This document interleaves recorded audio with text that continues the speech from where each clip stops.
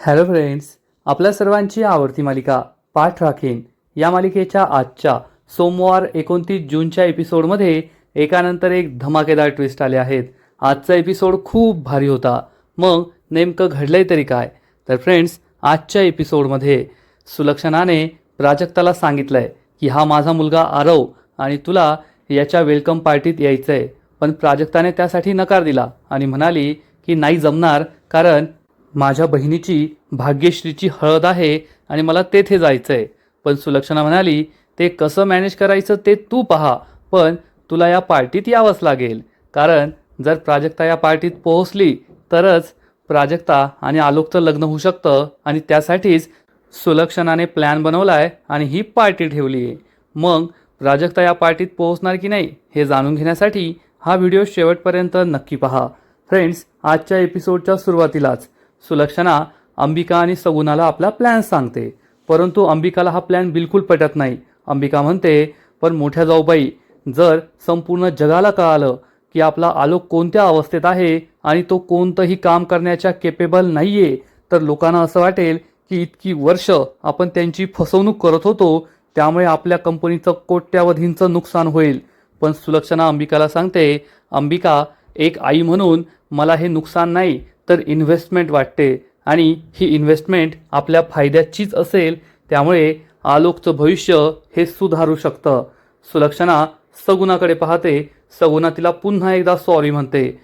तर सुलक्षणा तिला ठणकावून सांगते, मला तुझं सॉरी नको आहे, तर मला तुझ्याकडून एकच गोष्ट हवी आहे, ती म्हणजे उद्याची पार्टी आणि या पार्टीत ठरलेला आपला प्लॅन सक्सेसफुल करणं ही तुझी जबाबदारी आहे. सगुणा म्हणते, हो मॅम, मी तुम्हाला यावेळेस निराश करणार नाही, तक्रारीची कोणतीही संधी देणार नाही. सुलक्षणा म्हणते ठीक आहे आणि सुलक्षणा तेथून निघून जाते. सगुणाही जाते, परंतु अंबिकाला हे बिलकुल पटलेलं नसतं. अंबिका म्हणते, जाऊबाई, एक आई म्हणून तुमचं प्रेम मला कळतंय, परंतु एक आईचं प्रेम संपूर्ण कुटुंब उद्ध्वस्त करेल, आपला बिझनेस उद्ध्वस्त करेल, सूर्यवंशींचं नाव, प्रतिमा, समाजातली इज्जत सगळं उद्ध्वस्त करेल, हे तुम्हाला कळत नाहीये. अंबिकाला खूप टेन्शन आलेलं असतं.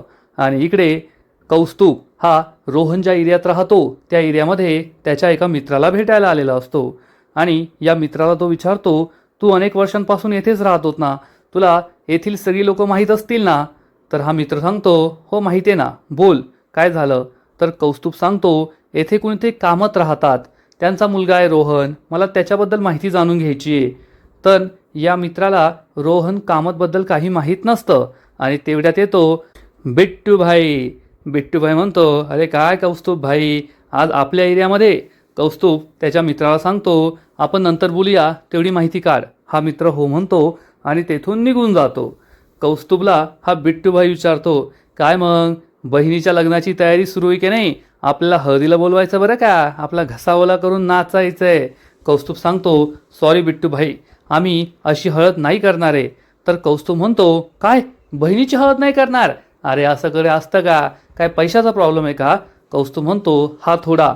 बिट्टूभाई म्हणतो, अरे मग आधी सांगायचं ना, अरे बहिणीच्या लग्नात खर्च नाही करणार मग कधी करणार?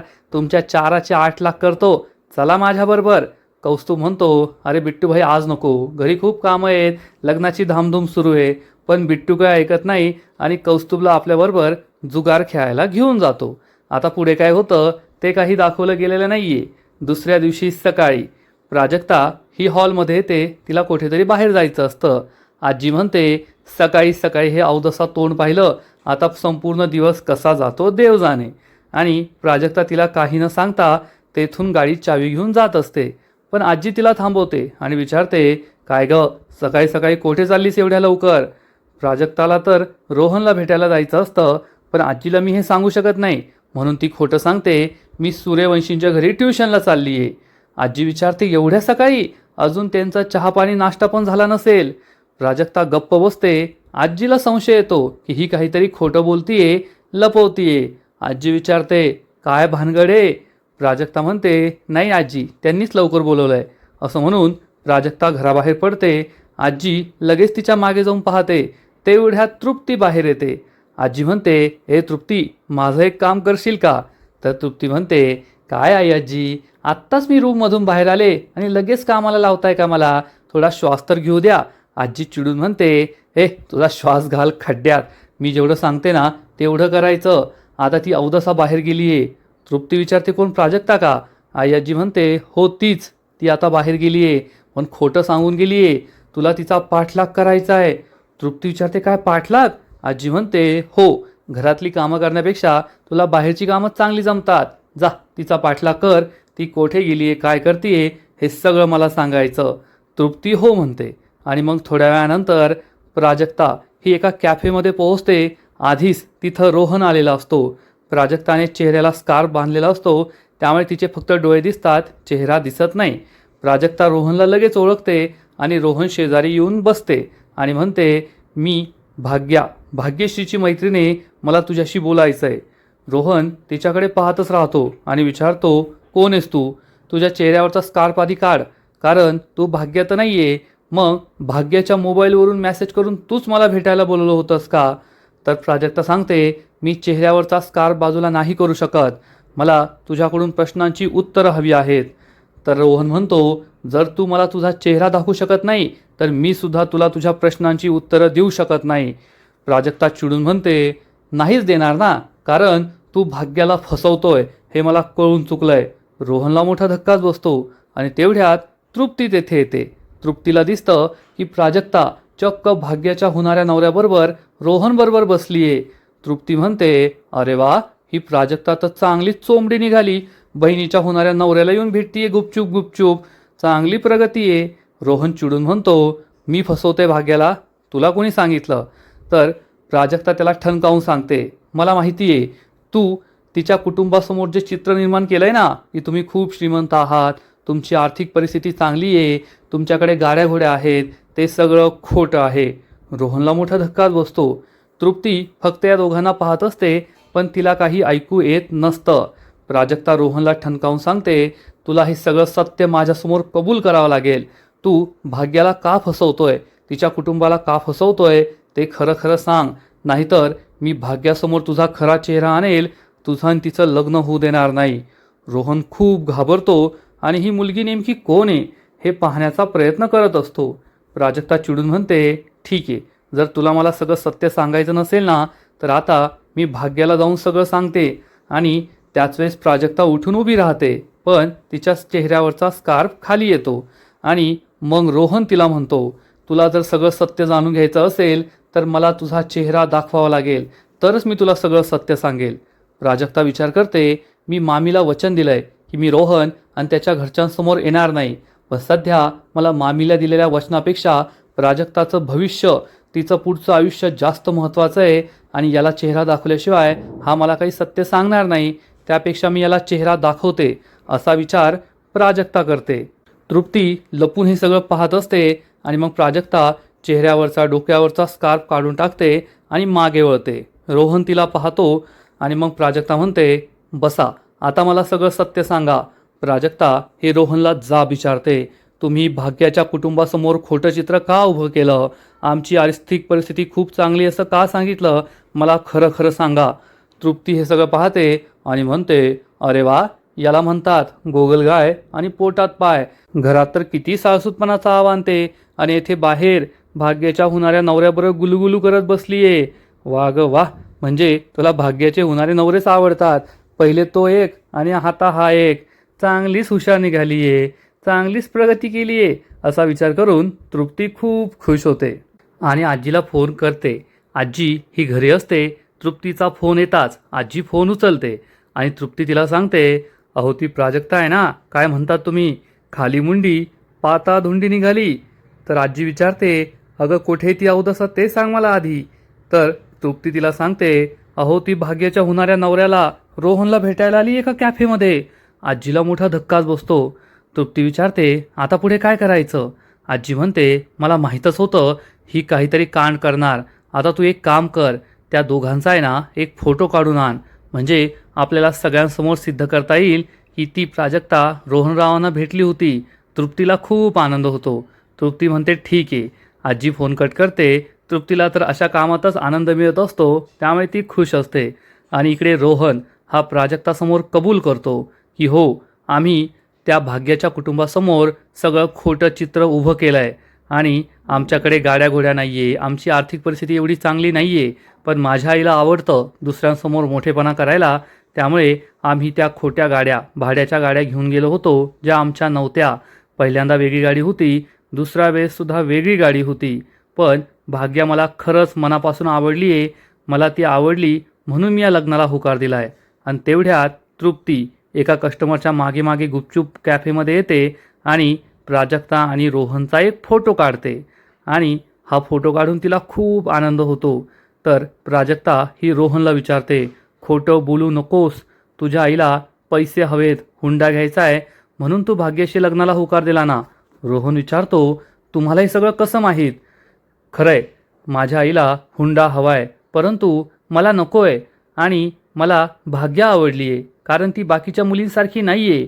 ती डॅशिंग आहे, छोट्या छोट्या गोष्टींना घाबरत नाही आणि खरंच आम्ही बँगलोरला गेल्यावर ती खूप चांगला संसार करेल म्हणून मला तिच्याशी लग्न करायचं आहे.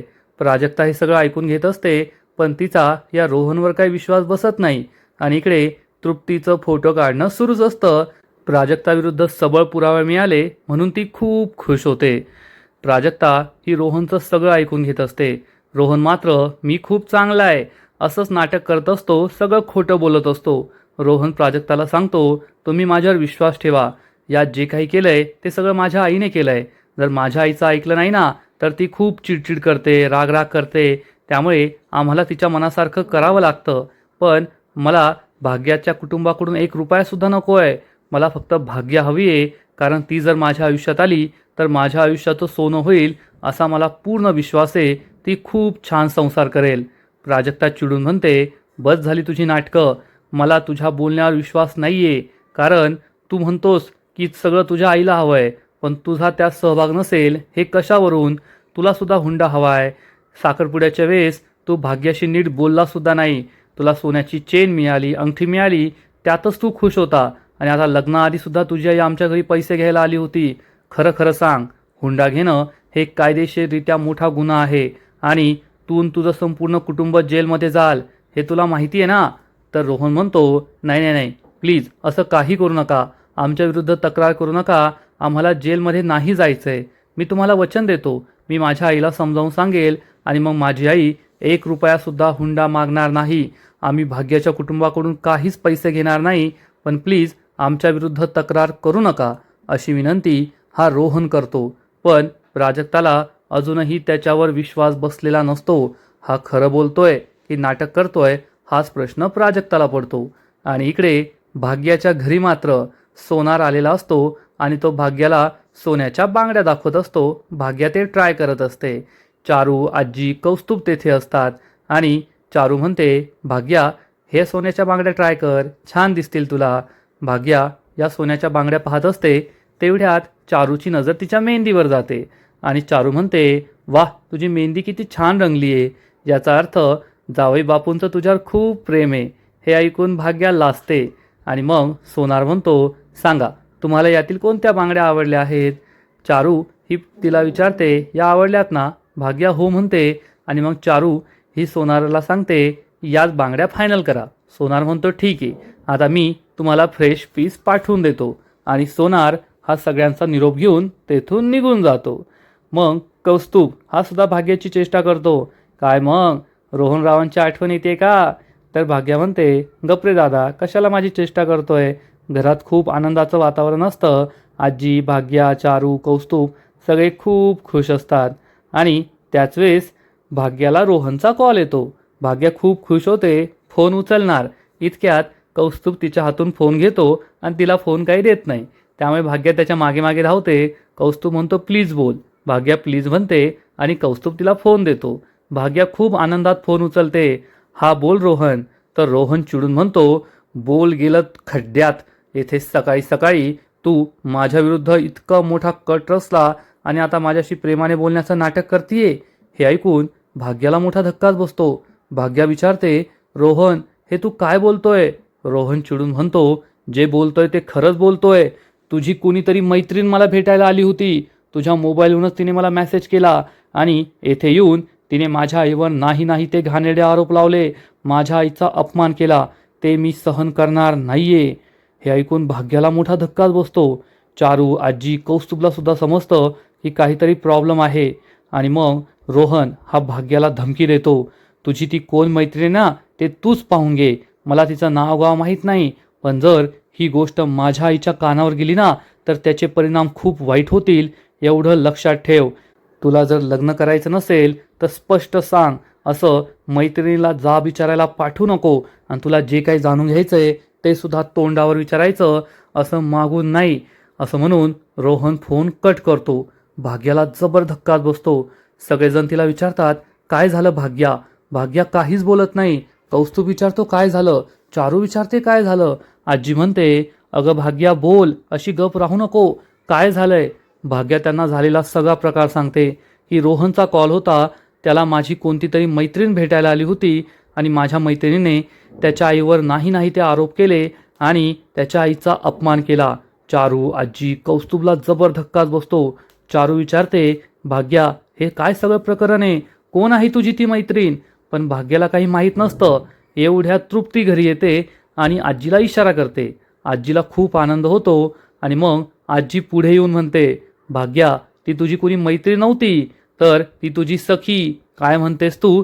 तुझी पाठराखीण होती ती अवदसा प्राजक्ता. घरातील सगळ्यांना जबर धक्काच बसतो.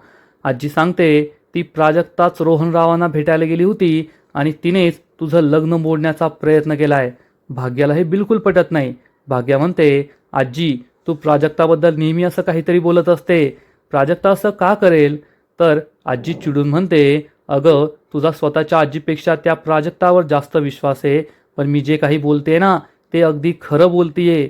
तुला आठवतंय ना, तुझ्या पाहण्याच्या कार्यक्रमात ती नव्हती, तुझ्या साखरपुड्यात ती नव्हती, कारण तू तिच्यापेक्षा दिसायला डावी असताना सुद्धा तुझं सगळं चांगलं होतंय, तुझं चांगल्या मुलाशी लग्न जमलंय ना, हे तिला सहन होत नाहीये आणि तुझं लग्न मोडण्यासाठीच ती हे सगळं करतीये. भाग्या चिडून म्हणते, आजी गप बस ग, प्राजक्ताचा काय संबंध? ती असं कधीच काही करणार नाही, माझा तिच्यावर पूर्ण विश्वास आहे. मग आजी ही तृप्तीजवळ जाते आणि तृप्तीकडून तिचा मोबाईल घेते आणि मग कौस्तुभ, त्यानंतर चारू आणि मग शेवटी भाग्या या सगळ्यांना प्राजक्ता आणि रोहनचा कॅफेमधला फोटो दाखवते. हा फोटो पाहून भाग्याला जबर धक्काच बसतो आणि मग आजी भाग्याला जाब विचारते, आता विश्वास पटला का? भाग्या चिडून तृप्तीला जाब विचारते, वहिनी तू त्या कॅफेमध्ये काय करत होतीस? तुला कसं कळलं की प्राजक्ता रोहनला भेटायला तेथे जातीये? तृप्ती घाबरून गप्प बसते. आजी म्हणते, भाग्या मी तिला पाठवलं होतं. ती प्राजक्ता सकाळी घराबाहेर निघली ना तेव्हाच मला संशय आला, ही काहीतरी चुकीचं करणार आहे आणि मला तिला रंगे हात पकडायचं होतं, म्हणून मीच तृप्तीला तिच्या मागे पाठवलं आणि त्या दोघांचा फोटो काढायला सांगितला. भाग्याला काही कळतच नाही काय खरं काय खोटं. आणि मग आजी तिचे प्राजक्ताविरुद्ध कान भरते. भाग्या ती प्राजक्ता खाली मुंडी पाताळधुंडी आहे, तिचे खायचे दात वेगळे, दाखवायचे दात वेगळे आहे. अशी कशी ग तुझी पाठ राखीन जी तुझ्यात पाठीत खंजीर खुपसते? आज प्राजक्ताने तुझं लग्न मोडण्याचा प्रयत्न केलाय, तुझ्याबरोबर खूप वाईट केलंय. भाग्याला हे सगळं पटतच नाही. आजी तिचे कान भरत असते आणि म्हणते, भाग्या आता तरी जागी हो, आता तरी त्या अवदसेचा खरा चेहरा ओळख, आता तरी तिला जाब विचार. ती जे काही करते ना ते अतिशय चुकीचं करतीये. तिला तुझं आनंद, तुझं सुख सहन होत नाहीये. ती तुझं लग्न मोडण्याचा प्रयत्न करतीये, आता तरी समजून घे. भाग्या हे सगळं ऐकून घेते आणि आजचा एपिसोड येथेच संपतो. फ्रेंड्स, पाठ राखीन या मालिकेचा आजचा एपिसोड खरंच खूप भारी होता, इंटरेस्टिंग होता. आजीने पूर्ण प्रयत्न केले आहेत भाग्याचं मन त्या प्राजक्ताच्या विरुद्ध करण्याचं, तिचे कान भरण्याचा फुल प्रयत्न केलाय. मग आजीचा हा प्रयत्न यशस्वी होणार का? भाग्या प्राजक्तावर चिडणार का? हे सगळं पाहणं खूप इंटरेस्टिंग असणार आहे. फ्रेंड्स, पाठ राखीन या मालिकेचा आजचा एपिसोड तर भारी होता, पण पुढील एपिसोड आणखीन भारी असणार आहे. या मालिकेच्या पुढील एपिसोडमध्ये खूप मजा येणार आहे. मग नेमकं घडणार तरी काय? तर पुढील एपिसोडमध्ये आपण पाहू की प्राजक्ता ही सूर्यवंशींच्या घरी जाईल, तेव्हा सुलक्षणा आरव आणि प्राजक्ताची भेट घडून आणेल आणि प्राजक्ताला सांगेल, हा माझा मुलगा आरव, तो खूप दिवसानंतर भारतात परत आलाय, त्यामुळे मी त्याच्यासाठी वेलकम पार्टी ठेवली आहे आणि या पार्टीसाठी तुला यावं लागेल. परंतु प्राजक्ता त्यासाठी नकार देईल. उद्या माझ्या बहिणीची हळद आहे, मला तिकडे जायचं आहे, मी नाही येऊ शकणार असं ती सांगेल. परंतु सुलक्षणा काहीच ऐकून घेणार नाही आणि म्हणेल, प्राजक्ता मला ते काय माहीत नाही, तुला दोन्ही गोष्टी मॅनेज कराव्या लागतील. हळदीलाही जा आणि या पार्टीला सुद्धा ये. आता काय करायचं हा प्रश्न प्राजक्ताला पडणार. आणि मग जेव्हा प्राजक्ता घरी पोहोचेल तेव्हा भाग्या तिला फोटो दाखवून जाब विचारणार की मला न सांगता माझ्या नवऱ्याला भेटायला का गेली होती, त्याला जाब का विचारला होता. मग प्राजक्ता भाग्याच्या प्रश्नाचं काय उत्तर देईल. भाग्या आणि प्राजक्तामध्ये फूट पडणार का. नेहमी तू माझी पाठ राखीन म्हणणारी भाग्या प्राजक्ताला नाही नाही ते बोलणार का, हे सगळं तर उद्याच्या एपिसोडमध्ये कळेल. तर फ्रेंड्स, तुम्हाला सुद्धा पाठ राखीन मालिका आवडते का, नक्कीच कमेंट करून सांगा. आणि या मालिकेचे असेच नवीन नवीन एपिसोड, नवीन नवीन अपडेट सर्वात आधी पाहण्यासाठी व्हिडिओला लाईक करा, शेअर करा, चॅनलला सबस्क्राईब करून बेल आयकॉनवर क्लिक करा. म्हणजे या मालिकेचे नवीन नवीन एपिसोड तुम्हाला सर्वात आधी पाहायला मिळतील. खूप खूप खूप धन्यवाद.